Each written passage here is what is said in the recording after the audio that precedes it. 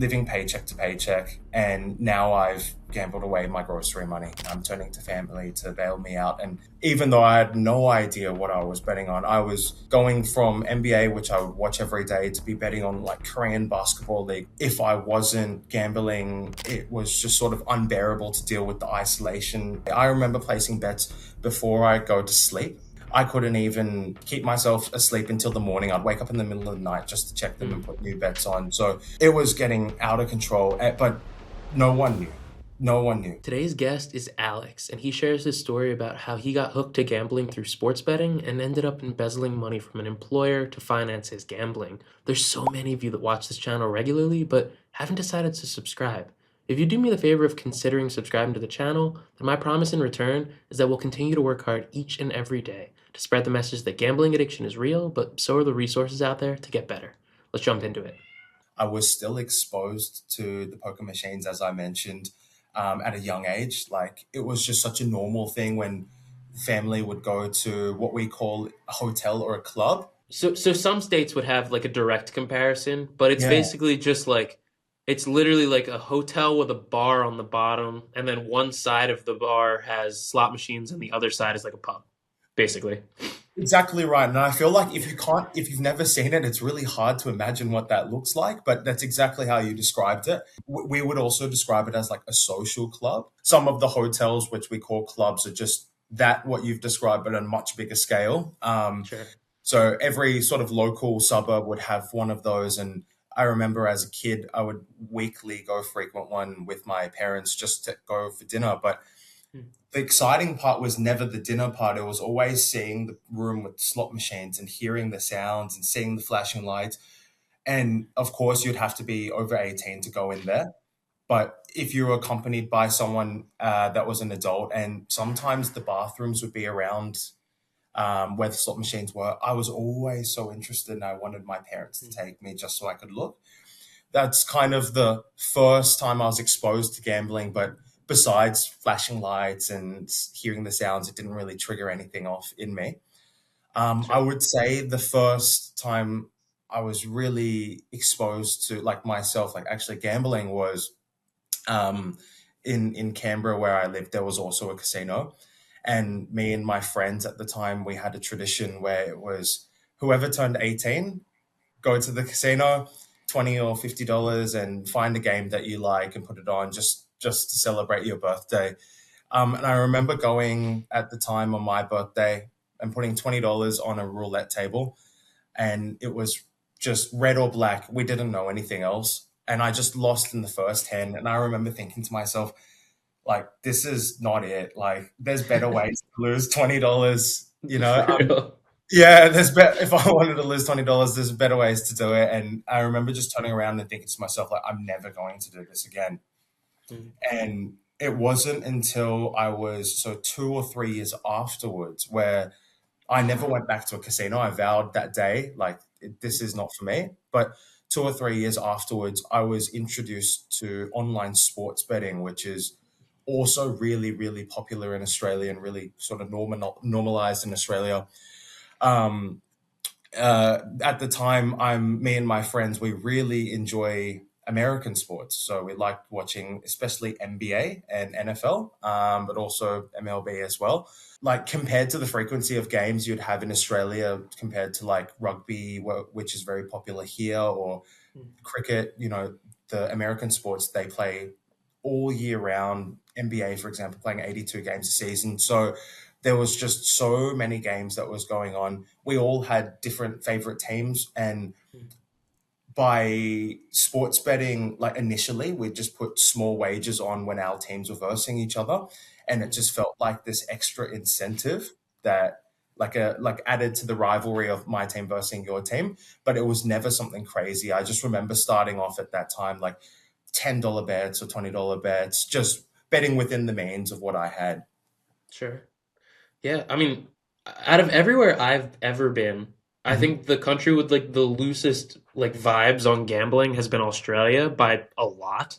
So what you're describing is like you're growing up and you go to a restaurant and that restaurant happens to have slot machines in it, and that's like normal. That's that's just like a normal thing there. Not just slot machines. You would have slot machines on one side and you'd be eating dinner watching, like, did you remember the TABs? Yes. Yeah. Yeah. So you'd be watching dinner and there'd be all these different sports playing. And as a kid, you had no idea, but probably everyone was watching and gambling on them at the same time. Yeah, a TAB for those that don't know is basically like a vending machine, but for sports bets. And so they're kind of in like the corners of a lot of these places. And you basically you walk in, you get a beer, you sit in the corner next to the sports betting machine, and then you order food. And then in the other side of the building, there's slot machines. It's just like it's completely present. And when I grew up, like I remember going with my family to Atlantic City in New Jersey, and we would go there for dinners. And so it was the same kind of idea, but that's once. Like that's once a month maybe. And this kind of restaurant is like just very popular in Australia. So that's like constantly being around gambling. I guess my question would be when you were growing up, what was your perception of gambling? Was it seen as just like a normal part of things that adults did? That's a very good question. So I'm like, my background is second generation Chinese. My parents are first generation immigrants from China, and I've grown up here. I was born and raised here. So from a Chinese perspective, it was never really spoken about. And the community that I lived in was also second generation immigrants or first generation immigrants like my parents. And I guess like without being having it being brought up, we knew it was bad, but the adults never did it and they never spoke about it. But in my perception as like an Australian, it was very, very normal. It was so normal to the point I can remember two events like very vividly when I was in maybe high school or primary school. We have an event that's called the Melbourne Cup. Happens once a year. It's maybe the biggest horse race in the world. So big to the point that in Melbourne you'd get a public holiday just for that day. And yeah, Yeah. and it'd be very common to do like a whether you're in an office space or friend group, or in this case we were at school, to do like a raffle draw where you'd have all the different horse names marked with a number. Everyone would pick one and then put in some money, and whichever horse won, that person would kind of get the pot. And this is like a very normalized thing. And I remember doing the exact same thing at school, like hosted by my teacher, with the World Cup at the time. Mm. I forgot which one. It might have been 2000, like early 2010s or something, when I was in South high school. Africa. Yeah. Yeah, it must have been that one. But that was sort of like how normalized it is in Australia for gambling. And also, I don't know if you know, Rob, but if you've been to a hotel, especially on a Friday night or a Thursday night, they would often do like a meat raffle. Mm. Have you heard of that before? I didn't get those, no. No, so basically every hotel would do it just on a certain night, and it would be exactly the sounds of it. You'd buy a number like a lotto. You can buy as many as you want, and then they would have, often it'd be like slabs of meat, different cuts of steaks and sausages, or like boxes of beer. And if your number Mm. was drawn, you can just go pick whichever one you want. And it was just so normalized in like, you'd go as a family, you'd be eating dinner, and as the kids, like asking the parents, like, "Oh, can we please have buy into the meat raffle?" Like it'd just be so normal Wow. like that. So you grew up and it's just everywhere. I think like the closest equivalent we have to that is maybe like March Madness brackets. Like I remember filling those out in school, but we weren't gambling on them. It was more of like a bragging rights thing until we got a little bit older, and then of course we were gambling on them. But wow, so it's just constantly present. Hmm. What's like the dynamic then between like your early gambling and your parents? Like if it was something that they didn't speak about or necessarily embrace, and then you're coming home and you're like, man, I'm loving this sports betting. This is Australia. Like this is amazing. Like what's the dynamic there between you and your parents? Oh, I'll be honest, Rob. Like I didn't let my like I knew it was bad, so I didn't let my parents know. Like Mm, when I was with my friends doing it, it was just separate. And then when I came home, I never told my parents about it. Even if I was winning, like I'm betting $5, $10 at the time. So it wasn't enough to brag about anyways, but I would never tell them. And the thing was, because I didn't do anything outside of online sports betting, it was so easy to hide. It was mhm, just all on my phone. My parents are they're a bit older, so they're not as tech savvy. They didn't even think that like you could gamble on your phone in the first place. So that was just out of the question for them, anyways. Gambling should never control your life, and with Gamban, it won't. Whether you're struggling to quit gambling or just want to remove the temptations from your life, Gamban is there to block access to all gambling apps and websites, and they'll do it across all your devices. No loopholes, no excuses, just a powerful tool to help you break a bad habit. Take the first step towards recovery today. Download Gamban and make gambling a thing of the past. Learn more at gamban.com. So at the time then, while this gambling is happening, like, what else are you doing in your life? Are you going to university? Are you getting a job? Like, what do you look like to everyone else outwardly? I'm looking very ambitious. So I was introduced to sports betting at around 20, and that was the same time I moved from Canberra to Sydney. And that was in pursuit of university degree at the time. So actually, I was a bit unsure what I wanted to do. I had just recently taken a gap year and went traveling around Asia. And then I was working part-time in a hotel in Canberra, and then I thought, I'm not really sure what I want to do, but the hotel's quite fun, so why don't I just keep leaning into that? And I found a hospitality school in Sydney, and then I moved up to Sydney. It was actually in the Blue Mountains, so about 2 hours away from Sydney. And I think that does make a difference to note, because it was a boarding school, and it was essentially my first time living away from home. And then also I left just by myself, so all of my friends were still in Canberra. And what that did was, I was before gambling with my friends, as I mentioned, we're placing wagers on games where our teams are versing each other. And now I'm just by myself in this place, no friends, no family, and I still have my phone and I can still place bets. And the thing is, I knew it was not a good thing. So I didn't mention it to my family, but also now in this new environment, I also didn't mention it to the new friends that I was making. And it just became like more isolating once I was in like Sydney and the Blue Mountains. But on the outside, I'm just this kid that grew up in Canberra, had the dream to move to Sydney. He pursued it. He's now doing hospitality and a business degree in Blue Mountains, and then 2 years later moved to Sydney and then sort of start my life in Sydney. That's what it looks like on the outside. Yeah, so it looks like it's going really well. It looks like nothing's wrong necessarily.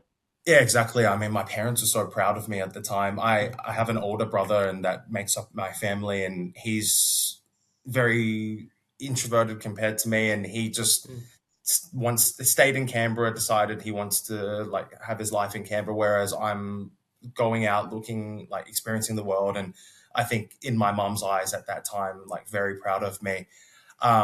So as I mentioned, I'm now moved to Sydney, and mm, I guess in terms of my um, career or life, everything's just changed now, because I've now moved into full time work after I've mm, graduated. And that was also the time where COVID happened. mm. So it all kind of happened at the same time. 2020 was the year I graduated. Think like many, I had like an online graduation, and the in person graduation I had to wait 2 more years, Sure. which was a really weird feeling. But also that time, the hotel dream ended. COVID kind of destroyed that for everyone. But I found a transition into corporate, and I see that as like such a curse and a blessing at the time for me, because I sort of had this. I would call it an addiction at the time, my gambling, but it was not out of control, because I was gambling sort of within my means. I only had a part-time job when I was in uni, but it got out of control once I moved into a full-time role where I'm working from home. It's COVID. I have nothing else to do with my disposable income, and am making a full-time wage for the first time in my life. I've never seen this much money in the first time in my life. So that's sort of when the gambling just took off. Yeah, I was gonna ask, like, so for those that don't know, I was in Sydney at this exact same time, so we might have like passed each other on the street and not even had any idea. But I can remember like things starting to shut down, and so everyone knows that we went into lockdown, and now we were on our own. Everything was happening just at home. So now you are hours away from your family. Mhm. I would imagine that the friends that you made, you're isolated from them as well. What does the gambling look like for you at this time? You say it had developed into an addiction, but it wasn't quite yet a problem. But what did it look like practically? Yeah, so everything you mentioned was right before. Like Sydney had a very intense lockdown. It got to a stage where like the government made this rule: you can only leave your house for 1 hour a day. That was just to go exercise. That was it. Mm, And I remember at the time, all of the restaurants being closed, all of the, like, I love going to the gym. Even the gym was closed. I never seen that before. But my friends at the time were, I went to an international school, so it was really kind of heartbreaking when the COVID happened, and understandable. Their parents were all worried about them, so they all had to go back home. And then there was also like the closure of the borders. So not only could international, like other countries not come back to Australia, I couldn't cross back to Canberra, and my parents couldn't come visit me. So I was essentially really? just, yeah. There was two lockdowns. We called it the lockdowns, and for the second lockdown, which was very intense, it was very much like that. So Um, they like closed off the border of the state? yeah. Wow. There was no domestic airplanes going like between the borders, and I don't know at the time, but I'm pretty sure if you were driving, they were going to do checks once you crossed the borders, like where is your residence, and then send you back if you had no good reason to be traveling. Wow. I didn't know Yeah, that. very intense. Um, but yeah, I was isolated at the time by myself. Like I think at the time I was living in a share house, but I wasn't friends with the people that I was living with. Just my share mates. I was working from home, and there was like really nothing else to do. All of my hobbies were outside activities like exercising, going to the gym. We weren't allowed to do that at the time. Mhm. So from betting on NBA games or NFL games, which I thought I was somewhat familiar with because I watched these sports. Those sports only happened for maybe 6 hours during the day, and there was another 18, 16 hours to fill during the day. So that's when I started looking into other sports and betting on those, even though I had no idea what I was betting on. I was going from NBA, which I would watch every day, to be betting on like Korean basketball league, which I couldn't even name a player if I had a gun to my head. And then it kind of just advanced from there because I felt as if I wasn't gambling when I had my free time, it was just sort of unbearable to deal with the isolation of the Mm. COVID, of COVID at the time. Yeah. That was the time that I started betting on similar sports, Korean sports. And then I remember, did AFL come back on then? Because I remember betting on that after I had left Australia. It might have, but I really know nothing about AFL, so I was at Yeah, least humble me enough not neither. to. Yeah. I didn't know anything about anything back then. But all right. So I understand now that the gambling's picking up due to the isolation factor. Yeah. As lockdowns begin to wind down, then I guess looking back at the timeline, what happens to life, and then of course what happens with the gambling?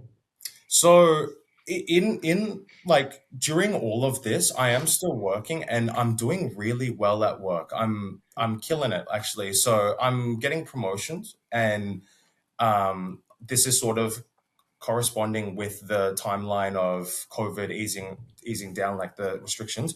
I then get a new job, so I move companies, and this would have been about 2 3 years like of the COVID time. And in that 2 3 years, I might have got one promotion, and then I've moved companies. So my salary has significantly increased during that time.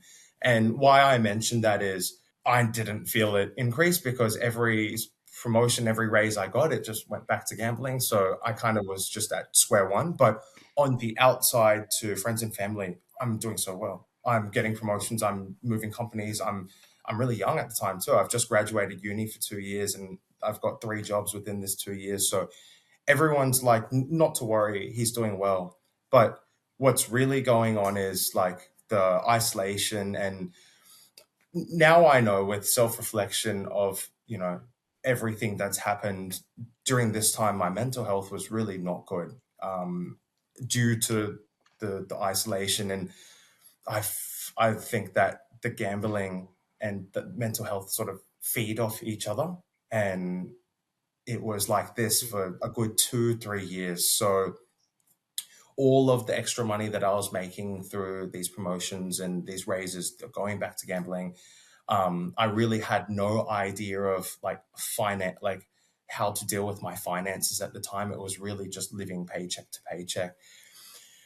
So by the time that COVID ended, what had happened was I had been so familiar with betting like such large sums of money because there was no other places to spend my disposable income on at the time besides occasionally grocery shopping for myself. There was really nothing else. There was no restaurants that were open. There was no sort of social activities that were open. So once it eased up, it was such a like my life was so different, and it was my lifestyle was so different because now I'm going out and I'm socializing, I'm seeing friends every week, I'm spending money on more places than I have to rather than the gambling.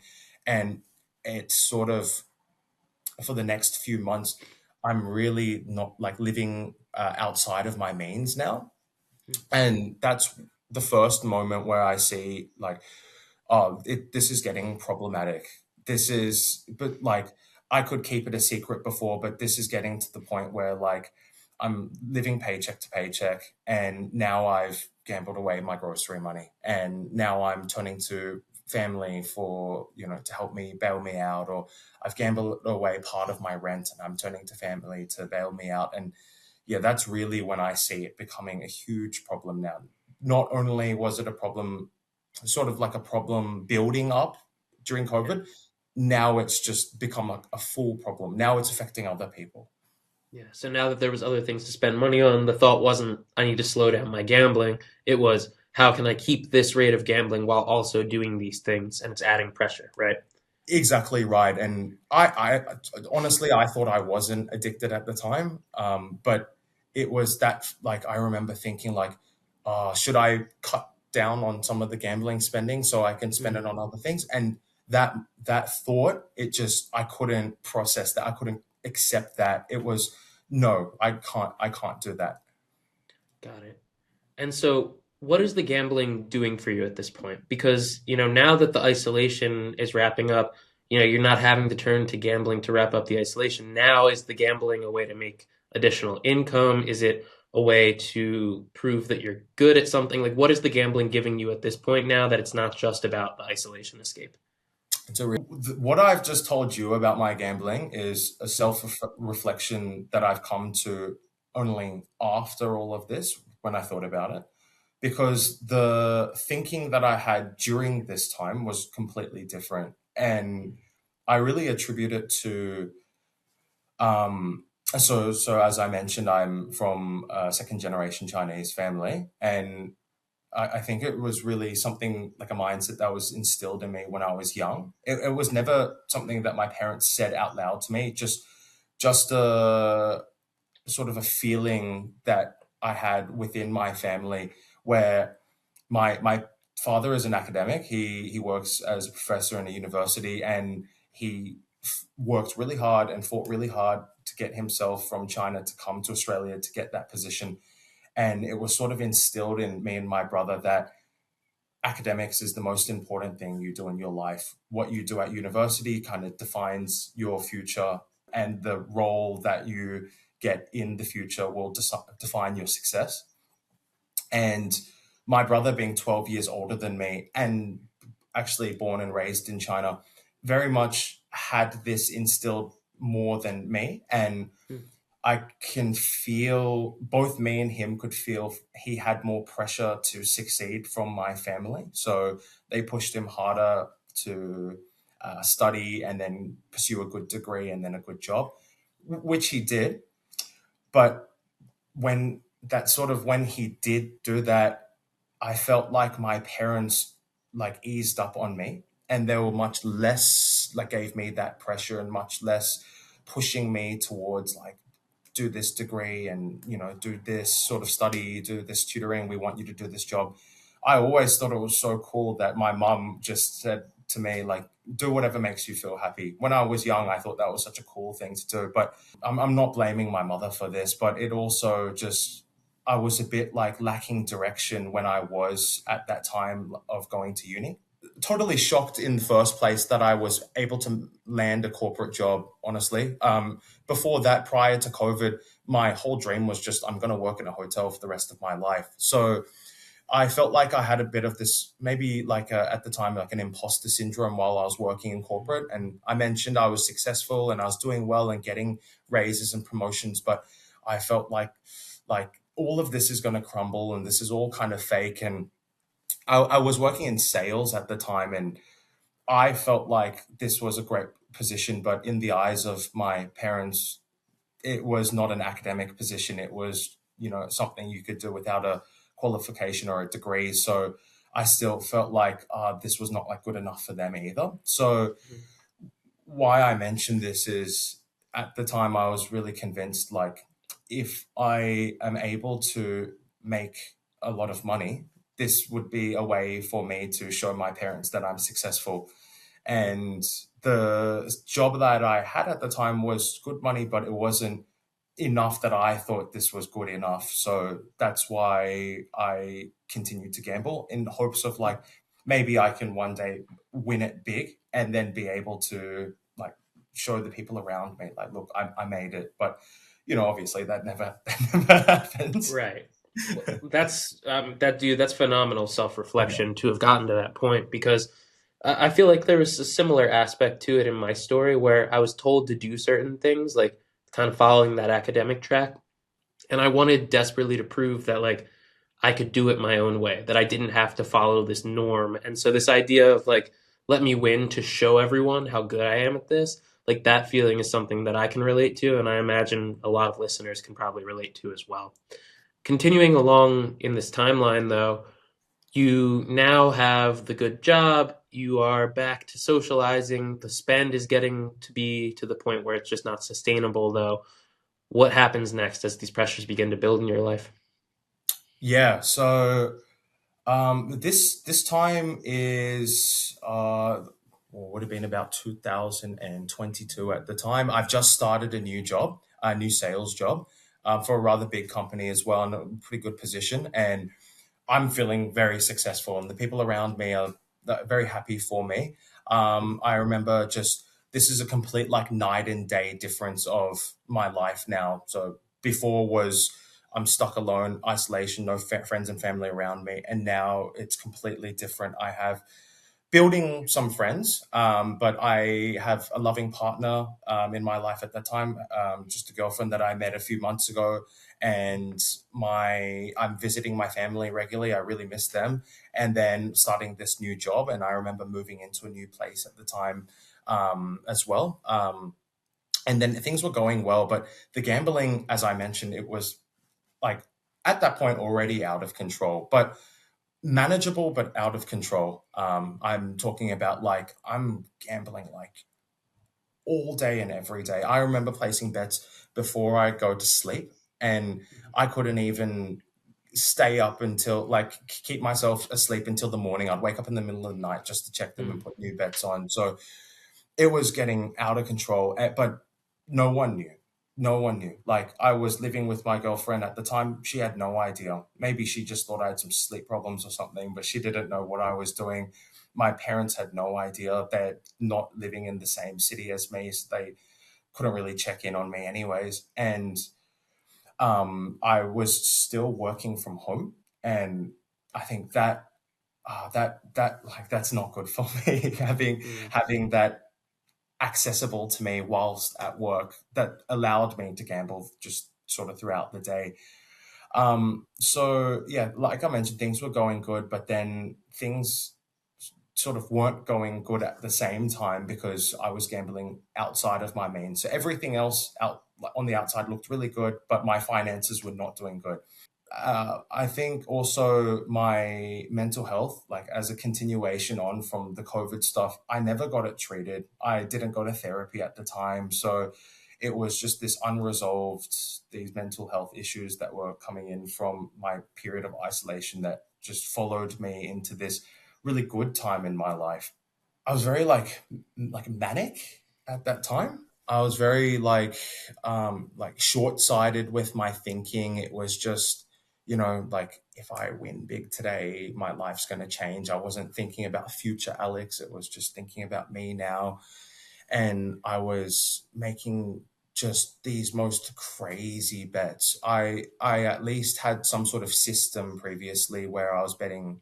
I used stakes, and that felt like I had some sort of control, and I wasn't going crazy with what I was doing. But now, this sort of manic state, it was just I'm betting like once I get paid, it would just be nearly like a 20% of my paycheck going onto a single bet that I knew nothing about this sport, in the hopes of like I'm gonna win it big. And maybe at that time I was still thinking that could make me look successful. But I also have uh, this was quite a long time ago, so I can't remember too clearly, but I also think it was also a sense of I've been working my ass off for the last however many years, and I don't have a single dollar to my name. So it was also like chasing back the losses as well.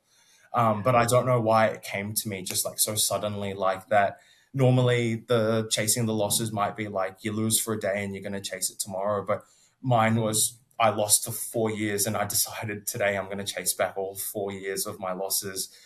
Mhm. Yeah, so that put me in this really bad place where like I was just genuinely out of control with the bets that I was doing.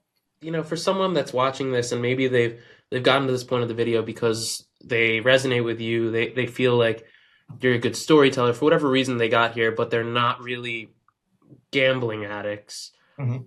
Maybe they're wondering, you're just saying promotion after promotion, success after success, good things are happening, you got the girlfriend, you're seeing your family more.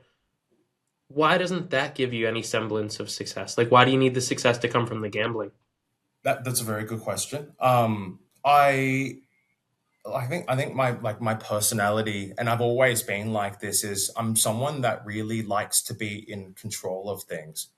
So I know one of the most like one of my biggest fears in life is roller coasters. And if anyone asks me why are you so scared of roller coasters, also flying as well, it's because I don't feel like I'm in control, and that's the most Mhm. terrifying feeling for me. I felt like I had some sort of control because I knew something about basketball, I knew something about the NFL, and that's why I decided to sports bet, and I never touched casino. Even to this day, I feel nothing when I look at blackjack, or I feel nothing when I look at a slot machine, because those things I rationalized was totally random and there's no control. Whereas for the sports betting, I know this team or I know this player. Like there's some sense of control, and quitting while I mean, ahead's not the right word to use, but like I've already lost this much money over sports betting. The rational, smart person would just to quit and rather than lose more money. But I felt like quitting was I had no control. It was me admitting like I didn't know anything about this, that this was just a random, all up to luck, and I was just throwing my money away. And being able to win that money back in my mind was, I have that control. And so I think that's why I just continued to go down the path that I was. Yeah, it's like a sunk cost fallacy. Like, if I quit now, it means that everything that I just previously did was for nothing. And if that's the case, then I would imagine that is the big payoff in your mind. It doesn't matter if you have external success. If you're admitting that you failed at this thing that you perceive to be something you're controlling, that could mean that you're failing at everything. Like, I get it because I did the same thing. I was just trying to get to there for someone that's listening. I hope the listeners can understand, but like I know you understand. I think a lot of gamblers have this same feeling. Now that I'm not gambling, I look back at that. I'm like, that's the most stupid, irrational thought I could have had. I don't know why I was doing that. I get it. I get it. So, all right, you're reaching this point where the financial pressures are really beginning to build up then. Take us to maybe where things really progress towards, the things that ended up being the reason we got connected. I was gambling way out of the means, and now I was like, before I had borrowed money when things were getting really bad, but it was not like a substantial amount where anyone would question things. It would just be, I gambled away a paycheck, and I need to pay rent, so my mom would help me with a few $100s here. But I've now gotten to the point, and like this is probably one of the worst memories that I can recall during this time. I had gambled away like an entire paycheck, essentially like 2 days once I got it, and I'm getting paid month to month, so I need another 3 weeks of like money to survive. And I'm living with a girlfriend, and she is a part-time student and a part-time working. I'm making a lot more than her at that time, so I had to make up a lie to her for her to then like sort of support me and pay rent for the next month and support me financially for the next month. And it like I think often about this. The lie was I had to go back to Canberra, and my like mum was sick, and I moved back to Canberra for a month just to live at home, and told her like, can you just support like what you've got at like where we're living in Sydney? Can you just pay for the rent and just kind of take care of yourself? And I often think back to this. Of course, I've lied before because of the gambling, but this is one of the worst times, especially to someone that I love. And I often think back to this, like now that I'm in recovery, and there's a lot of shame and embarrassment that comes with gambling. But the worst part about it is it can bring out the worst qualities and like worst things in you. And to see yourself as this not just a compulsive gambler but a compulsive liar, and now in recovery looking back, I feel like I can't even believe I was this person. Like it feels like just two different people. Like that Alex was just a horrible person. I would hate me if I met me at that time. Yeah, and so I did that. Obviously, she didn't find out about, but obviously, this was not good for the relationship because once I did that, it sort of opened the floodgates up for like, oh, I can just keep abusing her trust. And it was never as big as that. Afterwards, it would just be like, oh, I might have gambled away my paycheck this week. Like, instead of telling her that, just being like, can you pitch in a little bit more towards, this part of the finances or this part?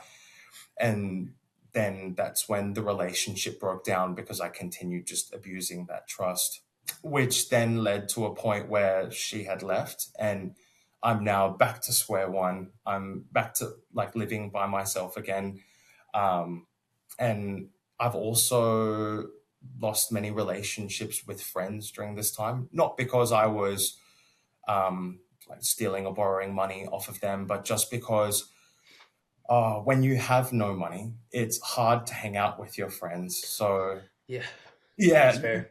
naturally, when friends were asking me to hang out, I would also come up with excuses to why I was not hanging out with them. And at the time, I thought my excuses were very much believable, but in hindsight, it just looks like I didn't want to be friends with them. So of course, I lost a lot of friends during that time, and now it takes us to probably the worst time in my life, or the worst consequences from my gambling, where I'm now friendless again, girlfriendless again, and families far away from me. And the relationships that I still do have, which is with my family, they think I'm killing it. They think I'm doing so well.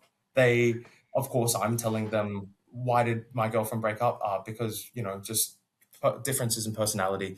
Why am I struggling making friends? Because I'm from Canberra and they're from Sydney and I don't fit in. I'm just making up these excuses. Whereas I know the real reason. I'm in a place where I think my mental health is it's like completely deteriorated. I'm like just lost it. Like I haven't been diagnosed formally with like a bipolar or anything, but I feel like that time in my life I'm like just very manic, just impulsively doing things without thinking about the consequences, in hopes that I can get back the life that I had before. And that took me down this path where one night I'm looking at my bank account and I have nothing in my bank account. I don't know how this came to my mind, but I saw an opportunity in the work, in the like where I was working, that I can borrow money to pay off gambling debts, which it took me a really long time actually to rationalize and then justify how I can do this. But over the next few days, I did. And then I unfortunately, the worst decision that I've ever made in my life. But then I decided to defraud my employer at the time. And it started off as a small amount, just kind of dipping my foot in the water. Same thing with my ex girlfriend, like once I did it, it opened the floodgates to do more. And then I decided to take more and more. And of course, I'm losing all of it. And I'm in this really manic state at that time where nothing else mattered. I wasn't thinking about the future. I wasn't even thinking about myself. It was just, can I claw myself out of this hole that I've made for myself? I feel like I'm in desperation mode. There's nobody around me, there's no support, and the people around me don't know the extent of my gambling, my mental health, just what's going on. So this period sort of lasts around 6 months that I'm stealing from my employer, that I'm gambling it all away, and that I'm just living this like manic lifestyle.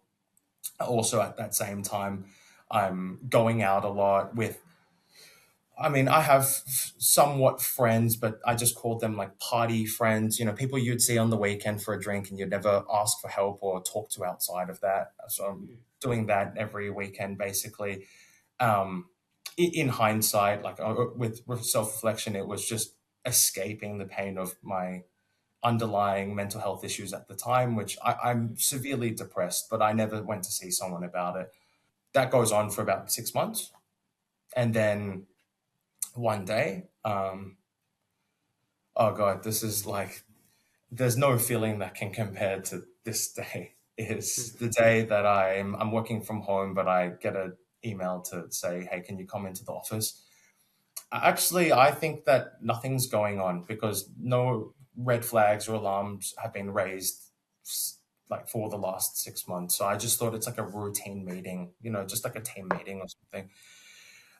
But I walk into the office and I step into the meeting room, and there's people that I've never seen before from my company, and my heart sank. Like, I can't explain this feeling to you. There's no way that I can explain this feeling, and I don't wish this upon anyone listening, and I don't wish this upon this for myself in the future. This was just the worst feeling. Like, all of my organs just came out of my butt. Like, that's how it felt like. Yeah, and it just, my heart dropped, and I was told that I was being under investigation internally and then suspended from my company. The next 6 months was then these internal investigations, which I wasn't kept in on the loop. So it was very much just every day wake up, check my phone. I didn't know what the next step was, like what it was going to be. And from the company side, it got finalized in 3 months. But then there was this looming thought of, when is law enforcement going to get involved? I don't know if they've reached out. I don't even know if they're coming. If they do come, when is it going to be? And it was the anxiety of waiting for all of that to happen, which all sort of unfolded in 6 months from when that initial meeting that I had with my company was, but I had no idea. But that day I see also as like a very life defining day, because everything that I had worked for in the past, my university, my schooling, the 4 years of working corporate that I did had, that day it was gone. I lost it all. And still to this day, I have a really, really difficult time accepting that. But I also understand this is the consequences of my actions, and this is the consequences of my gambling. The day before was the last day I placed a bet, and it was the first day to my gambling recovery. Blessing and a curse is how I look at that day. It would be I can't give you an exact date, but it was August 2024, so about 2 years ago. Well, thank you for being willing to share it with us. Of course. I guess I have two natural follow-ups off that. What Yeah. was the final end outcome on the law enforcement side? Obviously, the job was done at that point, but what happened in terms of legal consequences? Of course. So I was, this happened in August. I was terminated in September, and then I was arrested in 2025 January. I say arrested, it was not as bad as I thought. They just called me and told me to report into the police station. So I was never handcuffed or anything. And I, like just nicely made my way to the police station. They charged me there. I think with these financial crimes cases, they take a long time to reach out to you because they're building like a rock solid case. So Mm. that makes sense. So like, the day that I got there was no need for interviews or questioning. It was just, you're charged with this, and I agreed to everything. But actually, I remember on that day, one thing that stood out to me. I was terrified, honestly. I'd never been caught up in law enforcement before. Neither has my family, so Mm. that was very humiliating and embarrassing to be there, and telling my family about it. But I do remember when I was leaving the police station, one of the police officers that was sort of helping me along that process when I was leaving told me, like, good luck and get help. And I, being so scared in that situation, I thought like everyone in there was just out to get me. Like, I'm this horrible guy that's just stolen money from vulnerable people. Well, not vulnerable people, but people that I had a position of power over. And, I don't blame them for thinking that. But to hear even them like show some sort of sympathy towards me and say, get the help that you need, that was very, very eye opening and really touching, actually. Legal proceedings happened over the next 3 months from then, and everything was finalized 2025 March. I was given what's called a non sentence. Oh, sorry, a custodial sentencing, but I didn't go to jail. It was like we don't call it parole in Australia. We call it a non-custodial sentence. So it's what's called an ICO, an intensive corrections order. It's a jail sentence that you serve in the public, and I had that for 9 months with some community service, which at that time was very, very helpful to me. I was dealing a lot with like shame and embarrassment. This hit news headlines. Of course, I had friends that were my colleagues, and word goes around, and basically everyone knew, like, sooner or later what had happened. So I couldn't run and hide from it. I was also really concerned with how friends of my family would take it as well. I just feel horrible for my family and like everyone that I had impacted by doing this. But I was really shameful and embarrassed at that time. I didn't even want to leave my room. So Mm. having that opportunity to do some community service, I was helping out at a homeless shelter. It was actually very beneficial because I was around the community, I was with the public, and it was nice, like working with other people that may or may not know what I have done, but not judge me. So that was really helpful in my like initial recovery at that time. The 9 months, part of the 9 months, there was some orders by the court. If I was not to follow them, then I would immediately be sent to jail. And also, these orders were very beneficial to me. They were ones that I had like wanted. So part of it was therapy, and then part of it was to attend gambling counseling. So over that 9 months, I did the therapy weekly, and then gambling counseling, I did like a 3 months. It was hosted by a company called Uniting Care. I'm not sure if they have it in the States, but maybe in England, but definitely in Australia. And it's like Sure. a program you go through. And then once you do that, you get a certificate, and that was very helpful to me because this is the first time in my life that I've sort of admitted that I've had a problem and addressed the problem. Up until then, I've been gambling for 7 years, thinking that I was totally fine, and Mm. you know, one day everything comes crashing and burning, and it was only that day where I could fully admit, like, okay, I have a problem. I need to get help for this, Mm. and it starts with me. Like, this is not something where family and friends can really help you. Is what I've realized. It's very much I see it as like a sickness or a disease, and it may be something that follows me for the rest of my life. It's still too early to tell, but it's something which is very, very difficult for somebody that's not going through this Right. to understand.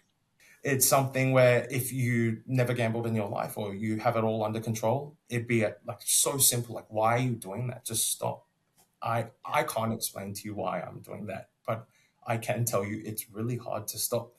But it's my responsibility to do that, and Mm. that was the first time in my life, like during this time that I'm telling you about, where everything's going down, all the court proceedings and investigations. I've had for the first time in a long time just free time to like manage my recovery and deal with my recovery. And I thought a lot about that, and I'm like, this recovery journey is going to be a very lonely journey. Unfortunately, there will be people supporting me, but the work has to come from me.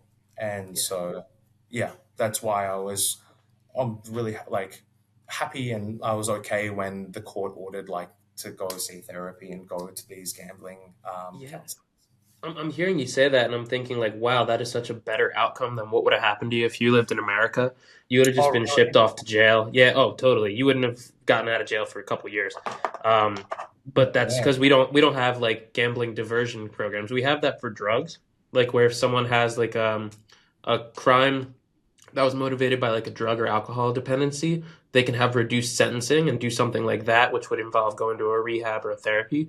But like I think maybe one state's starting it, but no one has a gambling diversion program. So, like, that sounds like I hope that if a U.S. lawmaker is watching this, they can hear your story, see that there was like a positive outcome from taking that path, and give it some thought. But yeah, that's a much better outcome than it would have been in the U.S. Um, and then my follow up question was like, what was the relationship like with your family following that? You kind of touched on it. It was some hard conversations, but has the relationship improved in the time since? Yeah, so you can imagine that's probably the most disappointed my family's ever been with me. Like that day when I had meeting with my company, and when I went home, I just told them, like all of them straight away, which is the first time they found out about my gambling. They were like just shocked and disappointed. Very supportive of me throughout the whole legal proceedings. Like when I had court hearings, my parents came down from Canberra to be there with me. They also helped me pay for retainers for lawyers and things like that. So I couldn't like thank them any more, be more grateful of them. Like they were there through, like they stuck through everything with me. But it was after when um, sort of the last year and a half, while I've been getting my life back together and being in recovery, there's been ups and downs, but I've just wanted to show my parents like my life, I can rebuild it and I can turn it around, and I'm really serious about this recovery. I've essentially just broke their trust because of what has happened, and I need to rebuild that trust, and it's not something that can happen overnight, and it's not something that can happen like instantly. I need to show them like by recovering is building their trust back again, and I Mm-hmm. have to do things that I may not necessarily want to do, and that will make like me step out of my comfort zone. Speaking out publicly like this is one of the last steps towards my recovery. I feel it's taken almost 2 years to build up the courage and to be able to do this, but I've talked to my family about speaking publicly about my story, and they're all very supportive of it because I think that for me it was attending the therapies, it was attending the GAs, it was attending the gambling counseling initially, which helped me recover and build back the trust with my family. My family gave me so much and sacrificed so much to help keep me out of jail and to get me through this really tough time that I put myself in through my actions, that I can only it's only fair that I take responsibility and give it back to them and make them proud. So yeah, by speaking publicly, it's not something that I am 100% comfortable with, but I know that it will lead me to the right path of recovery and in turn make my family proud. So I would say, sorry, to answer your question, recently it's been much better. Like recently, our relationship has been much better because I'm proving to them that I'm recovering. And my mum like has always been like such a supportive person of me. Even at times during this period, she keeps reminding me like, "You're a good person. You've just made a mistake. Don't let a mistake define you. Like it's how you move forward that should define you." She keeps telling me that, and I try to just think about that. But at times I feel like so embarrassed and humiliated and like ashamed of myself. But it's nice having that support there. So like I can tell my mom's never gonna give up on me, and yeah, that's yeah, I think that's where my relationship is at the moment. Yeah. Well, I know you're not 100% comfortable with sharing your story in public, but hopefully you keep doing it because you're pretty freaking good at it, dude. Like this is Thanks, going really well. And I thanks, appreciate man. you taking the time to be here. I'm glad the relationships have been getting better. It sounds like basically you put the fire out by going to the therapy sessions and the group meetings, and now you're beginning to rebuild by doing this outreach. And, what do you hope to accomplish over, say, the next year? What are your goals from here? During that time, I was on the ICO, which was not too long ago, only 6 months ago. It was very hard finding stable work. So recently, I found stable work, which has been like really tough for me. So the next year is kind of just continue doing that. But at the start of the year, that's when I decided that's when I decided I want to share my experience. And it went from like hiding publicly and hiding even within my own social circle about this, what has happened, about my crime and about my addiction, to becoming more vocal about it. And I wanted to start small, so just sharing with the friends and family around me. Of course, they knew about it, but no one was willing to ask me anything about it because I was sort of radio silent about it. And then I'm now more vocal, and that gave me the courage to then. I actually only attended GA at the start of this year. It was therapy and counseling that I was doing last year, but I didn't feel comfortable to share again publicly. And once I shared to my friends, I then went to GA, and oh man, that was harder than anything to Mm. speak at GA and tell them this story that I'm telling you guys. But here, like seeing how positive their reaction was and how open they were and how not judgmental they were towards me, gave me the confidence to continue going and gave me this idea of, I saw people like you. Actually, I want to mention this, like people like you and people like, I'm not sure if you follow other people in this gambling space, but Mhm. someone that was really influential to me was a guy called Paul Buck from England.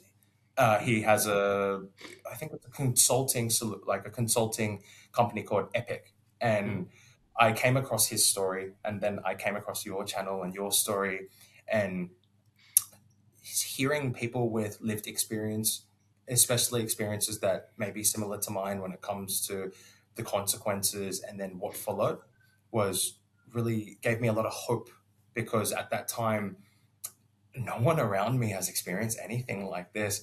It sort of felt like I'm so alone in my journey of recovery, and then hearing other people with similar lived experience gave me inspiration and hope. So I realized that this isn't going to be something that defines me. Like my mom said, I'm not going to let this define me. And I'm also not going to run away from it. Like by hiding from it, I feel like it gives it more power. My idea for the future was I'm just going to maybe pivot in career choice or find a purpose which is completely unrelated to gambling or what I was doing previously. But then I thought about it and I'm like, everything that's happened's going to follow me no matter where I go. If I go into a new industry or into a new career, I still have to explain to employers why I have this mark on my criminal record, or I still have this 7 years of this black cloud over my head of a gambling addiction. Why don't I do what Rob is doing or what Paul is doing and turn this experience, which I can say that I have and not many other people do have, not to this extent, and turn it into something good. And rather than having the worst thing that I've ever done define my life, turn it into a positive. And that's what I've decided at the start of this year. So that's why I've wanted to reach out to public figures like yourself in this gambling awareness space to then share my story. And then hopefully this, if it can just help one person, I would be so happy with that. And then I want to be able to open more doors and opportunities in the future to, I heard one of the guys working for Paul, similar situation to me, and he's going down the path of like a gambling consultant and like a peer support worker. I would love to be doing that in a year's time. You've asked me, yeah, a year's time. I'd love to be doing something like that, helping people that have mental health problems or addiction problems to address these underlying problems and just make sure they don't get to where I got, just to, cut the, what is the expression? Snake, the head off the snake, or Yeah. yeah, Yeah. yeah, make sure it just never gets as bad as how I got. That's all. Yeah. Help people avoid going down the same path. Exactly right. Couldn't have said it better myself, man. It just happens to be the slogan we use on the channel, so I had it right. But Alex, I always want to thank you again for coming on and sharing your story. Any final words to the audience?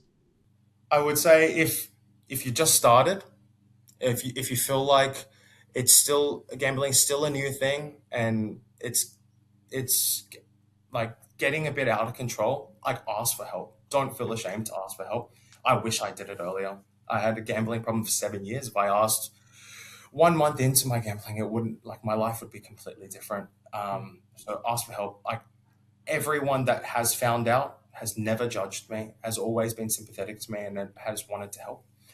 And if you feel like you're already in the grips of it and you're 7 years deep like me or however long, don't isolate yourself. That is the worst thing that you can do, is continuing to lie about it. And like, I again asking for help, but I know in that position it's a lot harder to ask for help. But just don't isolate yourself, even if you can find some sort of excuse or reason just to let someone know, even if it's a stranger. Like, I really advise you to, because I think back in my time and I was masterfully able to keep it a secret. But even if it just slipped for a second and somebody, even an acquaintance that knew, I think it would have dramatically changed the path that I was on in my life at that time. So I really just advise anyone that's gambling, no matter the stage that you are in that gambling, just tell someone and just ask for help. Awesome advice. And if you're in the audience and you want to hear another story of someone who's battled gambling addiction and came out on the other side, then check out this video next. Let's keep getting better together, one day at a time.